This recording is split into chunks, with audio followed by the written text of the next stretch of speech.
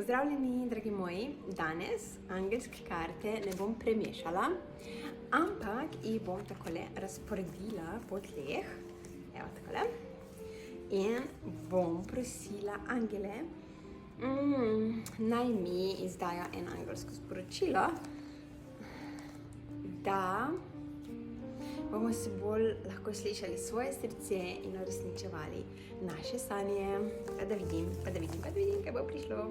In vzamem tega. Angelsko sporočilo pod številko 31. In to pravi: zaupam vase in v svojo moč, da z ljubeznijo ustvarjam čudovito prihodnost. Evo.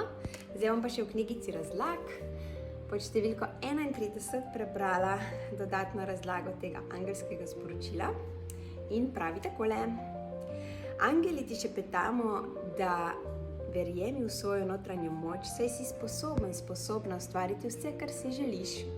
Ljubezen v tebi je tvoja vodnica, ki te vodi do čudovitih možnosti in izpolnjenih sanj. Tako lahko je, draga dušica, samo prosi nas za pomoč in dan ti bo steber zaupanja, da zmoreš, kaj ti radi te imamo.